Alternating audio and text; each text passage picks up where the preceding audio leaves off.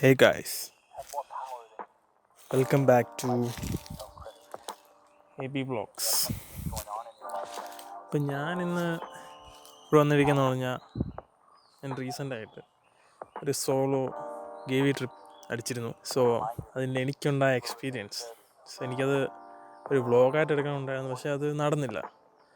കാരണം ഞാനൊരു ടൈറ്റ് ബസ്സിനകത്തായി പോയി. ഇങ്ങനെ ക്യാമറ എടുത്ത് ഇങ്ങനെ പിടിക്കാനുള്ളൊരു സ്പേസ് പോലും കിട്ടിയില്ല. പിന്നെ ആ ഒരു മൂഡുമൊക്കെ പോയി, മനസ്സിലായോ? അപ്പം ഞാൻ എൻ്റെ എക്സ്പീരിയൻസ് ഷെയർ ചെയ്യാൻ വേണ്ടിയാണ്, എൻ്റെ ഒരു യാത്രയുടെ ഉടനീളമുള്ളൊരു എക്സ്പീരിയൻസ്.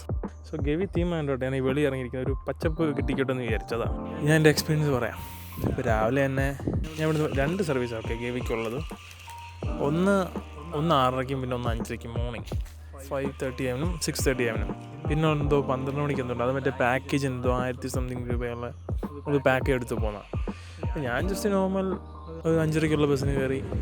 ഇവിടുന്ന് രാവിലെ എൻ്റെ സപ്പോർട്ടീവായിട്ടുള്ള എൻ്റെ അമ്മ എന്നെ കൊണ്ടുവിട്ട്. ഞാൻ കുറേ വട്ടം ചോദിച്ചു, ഞാൻ ആദ്യമായിട്ട് സോളോ ട്രിപ്പ് പോകാൻ. മറ്റെപ്പോഴും നമ്മളുടെ വീഡിയോ കാണുന്നത് എപ്പോഴും കൂട്ടുകാർ കാണും.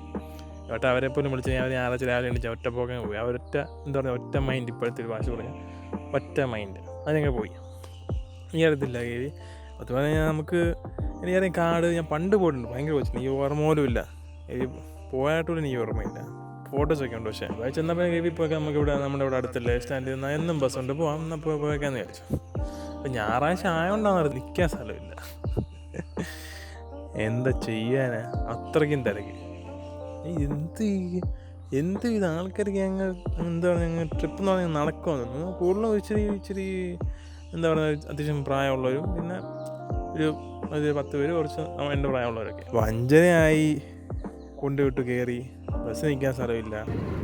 എല്ലാം വഞ്ചന ഒരു 5 മിനിറ്റ് കഴിയുമ്പം ബസ് സ്റ്റാർട്ടായി പോയി. നമ്മൾ നിൽക്കുമല്ലേ, എന്താ എനിക്കാണെങ്കിൽ ബസ് നിൽക്കാനുള്ള കാലം പോലും ഇല്ല. എന്ന് വെച്ചാൽ ബസ് ഒരു 6 അടി അതിൻ്റെ ഹൈറ്റ് കാണും. നമ്മൾ നിൽക്കുന്നിടത്തു നിന്ന് ഒരു 6 അടി. എന്തുവേനെ ബാക്കി എല്ലാവർക്കും അത്യാവശ്യം നിന്ന് ആയാലും വലിയ, എല്ലാവരും എൻ്റെ തോളിനേക്കാളും താഴെയുള്ളത്.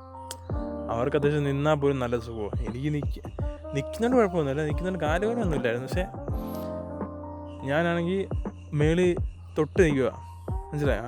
എന്നാൽ പോലും കുഴപ്പമില്ല. ഈ സൈഡ് 2 കമ്പനി ഗ്രാബ് ഹാൻഡിലില്ലേ, അപ്പോൾ അത് അതിൻ്റെ നടുക്കായിട്ട് നിൽക്കുന്നത്. അപ്പം ഇങ്ങനെ ബസ് ഒലയുമ്പം നമ്മുടെ തലയാതെ ഇടിക്കുക.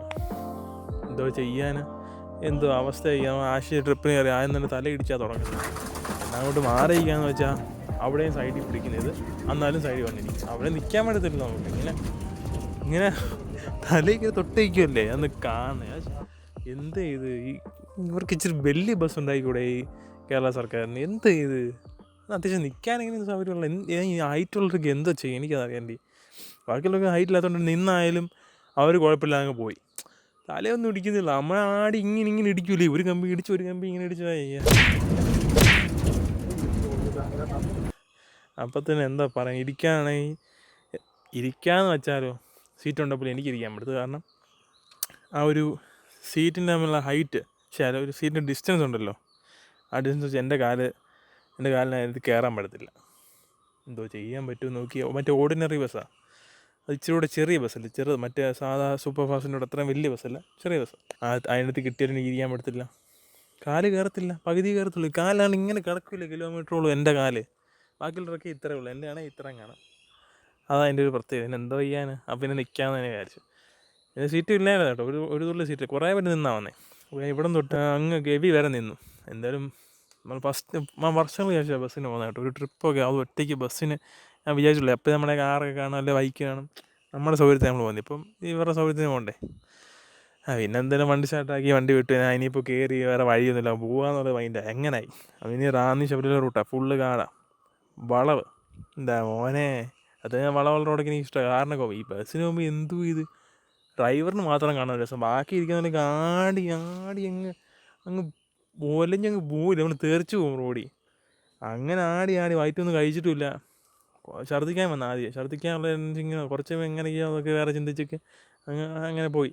പക്ഷെ കുറച്ചൊരു 7 മണി ആറായപ്പോഴത്തേക്ക് ആങ്ങമൂഴി എന്നൊരു സ്ഥലം, അവിടെയാണ് ഫസ്റ്റ് നമ്മുടെ സ്റ്റോപ്പ്. ഒരു ചെറിയ ചായക്കടയുണ്ട്. അവർ KSRTC അവർ എന്തോ ഒരു അയ്യപ്പ, അല്ലെങ്കിൽ അവിടെ നിർത്തത്തില്ല ഏതാ. പിന്നെ അവിടുന്ന് ഹോട്ടലും ഇല്ലെന്ന് തോന്നുന്നു, ഞാൻ ഒന്നും കണ്ടില്ല. കാരണം അത് കാണാനും പറ്റത്തില്ല, അതല്ലേ കുഴപ്പം. ഇത് ഈ ബസ്സിൻ്റെ വിൻഡോ ഹൈറ്റ് ഇരിക്കുന്നിടത്തും ഇത്രയേ ഉള്ളൂ. ഹൈറ്റ് കുറഞ്ഞ ആൾക്കാർക്ക് നിന്നാലും കാണാം. ഞാൻ ആ വിൻഡോയുടെ മേളിലാണ് എൻ്റെ തലയ്ക്ക്. ഞാൻ ഇങ്ങനെ എണ്ണിച്ച് നിന്ന് കഴിഞ്ഞാൽ ഉണ്ടല്ലോ, ഇങ്ങനെ കുനിയണം.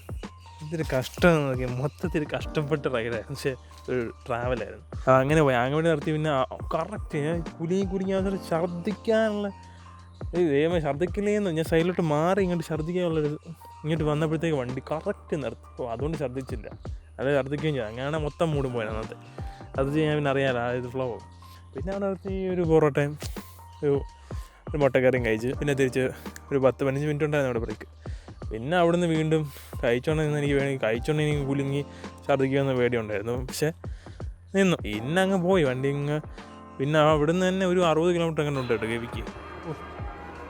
ഇനി കഴിച്ചിട്ട് വീണ്ടും നിൽക്കണമല്ലോ എന്നായിപ്പോയി. പക്ഷേ പിന്നെ ഒരു ഗുണമെന്ന് വെച്ച് കഴിഞ്ഞാൽ അവിടുത്തെ പോകുന്ന വഴിക്കെന്ന് വെച്ചാൽ ഫുള്ള് പിന്നെ ശബരിമലയായി ആ റൂട്ട് കയറി പിന്നെ ഗവിക്കുള്ളത് കയറി പിന്നെ ഫുള്ള് കാടായി. ചെക്ക് പോസ്റ്റായി, ഗവി ചെക്ക് പോസ്റ്റായി. പിന്നെ അവിടുന്ന് ഫസ്റ്റ് ചെക്ക് പോസ്റ്റ് കഴിഞ്ഞ് പിന്നെ അവിടുന്ന് അതോട്ട് വനത്തിലൊക്കെ കയറുക.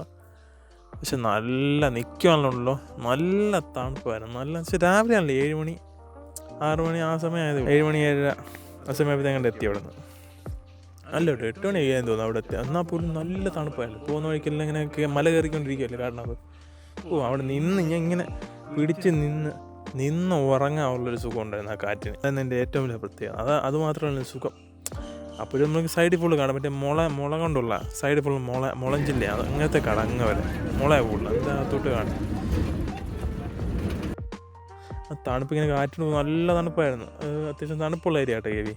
പോകുന്ന വഴിയല്ല സൂപ്പർ. അത് നിന്നിങ്ങനെ ഉറങ്ങാനുള്ള സുഖമായിരുന്നു. അത് മാത്രം അടിച്ചോണ്ടൊരു സുഖമാണ്. അതിങ്ങനെ നിന്നാടിപ്പോയില്ല, ഇത് അല ഇടിച്ച് എന്നാൽ ആ ഗവി ചെക്ക് പോസ്റ്റ് കയറി പിന്നെ ഈ ആനയൊക്കെ ക്രോസ് ചെയ്യുന്നുണ്ട്, ആനിമൽസ് ഉള്ളതുകൊണ്ട് കൂടുതൽ കുറേ ഹമ്പ്. പിന്നെ ഓരോ ഹമ്പ് ആടുമ്പോഴും തലയിടിക്കുക. എന്താ ചെയ്യാൻ, ബാക്കിയുള്ളവർക്ക് ഹമ്പിയെല്ലാം വലിയ കുഴപ്പമൊന്നുമില്ല. അതൊരു പന്ന ഡ്രൈവർ, എന്തും ഡ്രൈവിങ് അവൻ വിചാരിക്കുന്ന അവൻ സൂപ്പറായിട്ട് ഓടിക്കുക. എന്ത് വളച്ച് അവൻ്റെ ഓടി ഒരറ്റ ഇടി കൊടുക്കണം അവനെ. എന്ത് കൂടി വളഞ്ഞാടി ഒളിഞ്ഞ് താഴെ പോകും. ഓരോ ഹമ്പൊക്കെ പറപ്പിക്കില്ല. നമ്മളിവിടെ നിന്നാൽ പറന്ന് ഫ്രണ്ട് ചെയ്യും. അവൻ്റെ ഡ്രൈവറിൻ്റെ കൂടെ കയറി ഓടിക്കുക. അമ്മാതി ഡ്രൈവിങ് എന്താ പറയാനാണ് നോക്കി. എൻ്റെ ഓരോ സ്ഥലത്തെടുത്ത് ഇങ്ങനെ വേണേൽ ചോദിക്കുന്നല്ലോ എങ്ങനെ ഉണ്ടായിരുന്നു ഡ്രൈവിങ് എന്ന് പറയുന്നല്ലോ. സൂപ്പർ.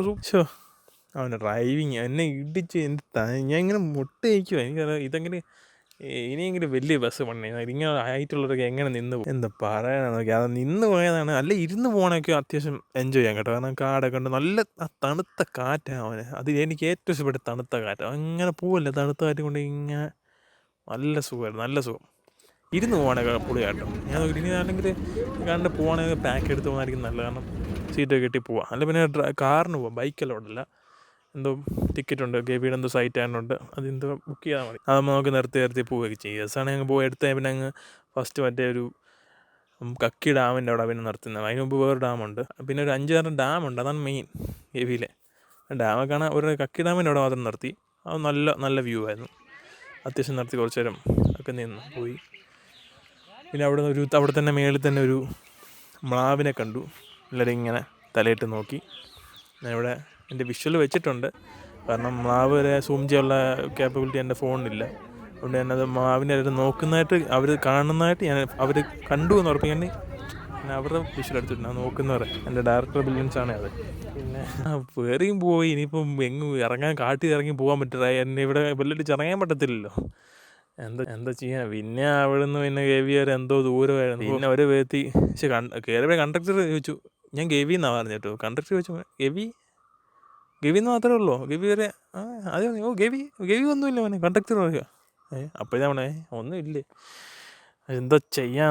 പക്ഷേ ആ ബസ്സിൽ കയറി ഇരുന്ന് പോകണേ അങ്ങ് വരെ ഒരു നല്ല യാത്ര കേട്ടോ. പോയി കുമ്മളി പോയി തിരിച്ചു വരാനുള്ള തിരിച്ച് ചെയ്യാം. ബസ്സിൻ്റെ ടൈം ഉണ്ട്, അത് ഇടാം. അതാണ് എൻ്റെ. പിന്നെ ആനിമൽസിനെ കണ്ടു. പിന്നെ പോകുന്ന വഴി കുരങ്ങനെ കാണാം, മറ്റേ കറുത്ത സിംഹവാലൻ കുരങ്ങ്, പിന്നെ അങ്ങനത്തെ മലയണ്ണൻ, പന്നി, എന്താ ഇഷ്ടംപോലെ ആന കാണാം. ബൈസൺ എല്ലാം ഉണ്ട്. ഭാഗ്യം ഉണ്ടെങ്കിൽ കാണാം. ആനയാണ് മെയിൻ. പുള്ളി പറഞ്ഞുകൊണ്ട് ഗ്രൂപ്പായിട്ടേക്ക് ആനയൊക്കെ ഉണ്ട്. ഇത് ചേട്ടാ ഇങ്ങനെ ഫ്രഷ് പ്രിൻസ് മണമൊക്കെ ഉണ്ട്. പക്ഷേ എന്താ ആനയെല്ലാം രാവിലെ ആയപ്പോഴത്തേക്ക് കയറി പോയെന്തോ. ഡ്രൈവിങ് അതാ മെയിൻ. പതുക്കെ പോയി കഴിഞ്ഞാൽ പിന്നെ ഞാൻ പിന്നെ ഓരോ ഹമ്പ് വരുമ്പോഴും ഞാനിങ്ങനെ മുട്ട് മടക്കും. ഇങ്ങനെ എന്താ പറയുന്നത്, ഇങ്ങനെ എന്താ പറയുന്നത്, ഇങ്ങനെ ഇങ്ങനെ ഫ്രണ്ട് ഹമ്പ് എടുക്കുമ്പോൾ നമുക്കറിയാമല്ലോ. അപ്പോൾ ഇങ്ങനെ ഇങ്ങനെ ഇങ്ങനെ ഇങ്ങനെ എന്ത് ബാക്കിയുള്ളവരൊക്കെ വെറുതെ നിന്നാലും മതി, കാരണം ഒരു കുഴപ്പമില്ല. ചില ഹമ്പൊക്കെ ബാക്കി നിന്നിട്ട് പറക്കുമായിരുന്നു. അത് ഈ കണ്ടക്ടറിൻ്റെ വലിച്ച കോമഡി. ആനയെ കാണാം. അടുത്ത ചെക്ക് പോസ്റ്റ് ആയപ്പോൾ വീണ്ടും ഞാൻ ആനയെ ചെക്ക് പോസ്റ്റിൽ പോയിട്ടെ പുള്ളിക്കാരൻ തിരിച്ചു കയറിയുണ്ട്. ഫോറസ്റ്റ് ഓഫീസറിനോട് പറഞ്ഞിട്ടുണ്ട് ആനയെ വിളിക്കാൻ, വഴി ഇറങ്ങി നിൽക്കാൻ പറഞ്ഞിട്ടുണ്ട്. ഓ ഞാൻ എന്താ പറയുന്നത്, ഇതൊക്കെ എന്തുവാ ഇതൊക്കെ, എന്താ ചളിയാ. ഒന്നാമത് തല ഇടിച്ചിരിക്കുക, അപ്പോഴേ കയറാം കോമഡിയും കൂടെ. പിന്നെ ഗവി ചെന്നപ്പം ഗവി ഒന്നും കാണാതെ പിന്നെ എല്ലാവരും ഗവി എടുത്ത ടിക്കറ്റ് എടുത്തോണ്ട് പിന്നെ നേരെ കുമളിക്കോട്ടാക്കി കേട്ടോ. എങ്ങനെയും പിന്നെ കുറച്ച് പിന്നെ ഇടിച്ച് വെച്ച് പിന്നെ തണുപ്പൊക്കെ പോയി ആ മൂടങ്ങ് പോയി. എങ്ങനെയെങ്കിലും ഇതിനകത്ത് ഇറങ്ങിയാൽ മതി എന്നുള്ളതായി. കാട്ടി ഇറങ്ങാൻ പറ്റത്തില്ല. പിന്നെ പോകുന്ന വഴിക്ക് അവരുടെ കുറേ കുടിൽ ഉള്ള ആൾക്കാർ, കുടിൽ കെട്ടി താമസിക്കുന്ന ആദിവാസികൾ, അവരെല്ലാം കാണാൻ പറ്റും. പിന്നെ ഒരു പൈപ്പ് ലൈൻ ഉണ്ട്, ഒരു എന്തോ അതിൻ്റെ ഫോട്ടോ എടുത്തിട്ടുണ്ട്. ഇപ്പോൾ ഇത് അന്നേരം എഴുതാം, എനിക്ക് കറക്റ്റായിട്ടൊന്നും അറിയില്ല. പിന്നെ കുറേ ഡാം കയറി, 3-4 ഡാം കയറി. പണ്ട് ഡാമൊക്കെ അത്യാവശ്യം നല്ല കാണാനൊക്കെ. ഒക്കെ ഡാമിൻ്റെ അവിടെ നിർത്തിയ നല്ല വ്യൂ ആയിരുന്നു അവിടെ, പറയുന്നത് അത് സൂപ്പറായിരുന്നു. പിന്നെ അവിടുന്ന് ഗവി ഒരു 10 മണിയാകുമ്പോഴത്തേക്ക് എത്തും. പിന്നെ അവിടെ ജീപ്പ് സഫാരി ആയിട്ട് ആൾക്കാർ ഇറങ്ങുവാണെങ്കിൽ ജീപ്പ് സഫാരിയൊക്കെ ഉണ്ട്. പിന്നെ ട്രക്കിങ് ബോട്ടിംഗ് ഒക്കെ ഉണ്ട് ഡാമിൽ. പിന്നെ അന്ന് മേളിൽ നമുക്ക് ജസ്റ്റ് കയറി കണ്ടാൽ വരുന്നതൊക്കെ ഇതൊക്കെ ചെയ്ത് പോവാം. നമ്മൾ ഈ പത്തൻ്റെ കട എന്ന കാടിന് നമുക്കൊരു പുതുമയില്ല. പിന്നെ ഗവി കാണാൻ ഉള്ള ഇതിലങ്ങ് പോയതാണ്. ഗവി എല്ലാവരും പറഞ്ഞു ഗവി പിന്നെ ഇൻസ്റ്റാ റീൽസൊക്കെ എപ്പോഴും ഗവി എന്നാണ്. നമ്മൾ പോയില്ലെങ്കിൽ അത് മോശമല്ലേ, അതേ കണ്ടങ്ങ് അതുകൊണ്ടങ്ങ് പോയി. പിന്നെ ഒരു വിധത്തിൽ പിന്നെ അവിടുന്ന് പിന്നെ പോകുന്ന വഴിക്ക് ഒരു അവിടെയുള്ള ലോക്കൽസ് ഉണ്ടല്ലോ, അവരൊക്കെ പിന്നെ പോകുന്ന വഴിക്ക് അങ്ങനെ ഓരോരോ ലൊക്കേഷൻ കയറി. പിന്നെ സ്ഥലം കുറഞ്ഞുകൊണ്ട് ഇവന് നിൽക്കാൻ പോലും സ്ഥലമില്ല, അങ്ങനെ ഇടിച്ചിട്ട് ഇരിക്കുമായിരുന്നു. എന്ത് കാശ്, എൻ്റെ ഫോൺ എടുത്ത റേഞ്ച് ഉണ്ടോ അതും ഇല്ല, എത്ര ദൂരമാണെന്ന് അറിയാൻ പോലും അറിയത്തില്ല. പിന്നെ ഒരു പുള്ളിയോട് ചോദിച്ചാൽ അടുത്ത സ്റ്റോപ്പ് വണ്ടി ഇപ്പോൾ ചേരാമെന്ന് പറഞ്ഞു. കുമളിയിലോട്ട് വേണേ അറിയാം. ഞാൻ പിന്നെ അവിടെ ഗവി എത്തിയപ്പോൾ ഗവി ഇറങ്ങിയില്ല, ആരും ഗവിയില്ല, ഒറ്റ പുള്ളി മാത്രമേ ഗവി ഇറങ്ങിയുള്ളൂ കേട്ടോ. അന്നെല്ലാം അപ്പോഴത്തേക്ക് ആടി ഒരഞ്ഞ് മടുത്ത് കുറേ പിള്ളേർക്ക് നിന്ന് അവർ ബസ്സിൽ ഇരിക്കുകയായിരുന്നു. പക്ഷേ അവർ ഗവി എത്തിയപ്പോൾ ഛർദ്ദി 2 വട്ടം ഛർദ്ദിൽ കഴിഞ്ഞു. അപ്പോഴത്തെ അവരുടെ മൂടെല്ലാം പോയി, എല്ലാം തളർന്ന ആദ്യത്തെ ആയിപ്പോൾ അതുകൊണ്ട് തന്നെ കുലിയും മടുക്കും. അതാ കുഴപ്പം. ഇരുന്ന് പോകണേ പിന്നെ നല്ല സുഖമാണ്, അല്ലാതെ ഒരു നിന്ന് പോയി കഴിഞ്ഞാൽ മൊത്തത്തിൽ മടുക്കണം. എന്താ പറയാനേ, ആക്കിയൊക്കെ എടുത്ത് പോകുന്നതായിരിക്കും നല്ലത് ഇവിടെ വരുന്നവർക്കൊക്കെ. നമുക്ക് ജസ്റ്റ് കണ്ടു വന്നാൽ മതിയില്ലേ. സോ ഞാൻ ബസ് ഇരുന്ന് തന്നെ പിന്നെ നേരെ വണ്ടിപ്പേര് ഇറങ്ങി. അവിടുന്ന് പിന്നെ മുണ്ടക്കയത്തിൽ ഇറങ്ങി. അതുമായിരുന്നു ഏറ്റവും ബെസ്റ്റ് ചെയ്യാൻ നോക്കിയിട്ട്. എനിക്ക് അങ്ങോട്ട് പോയതിനേക്കാളും സ്വന്തം തിരിച്ച് കുട്ടിക്കാനം വഴി, നമ്മുടെ മെയിൻ സ്പോട്ടാണ് കുട്ടിക്കാനം. പിന്നെ അവിടെ നിന്ന് ബസ് എടുത്ത് നല്ല പ്രൈവറ്റ് ബസ്, നല്ല പാട്ടൊക്കെ ഇട്ട് നല്ല ഇരുന്ന് വന്നപ്പോൾ എന്ത് സുഖമോ. കുട്ടിക്കാനം ഏലത്തോട്ട് കണ്ടപ്പോൾ എന്ത് മനസ്സ് തന്നെ പോയേണ്ട ഒരു സുഖമുണ്ട്. തിരിച്ച് കുട്ടിക്കാനമായി ഇറങ്ങിയാൽ മതി.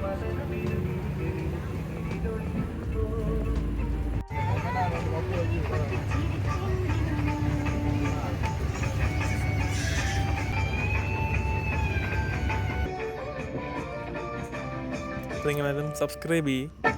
ഓക്കെ.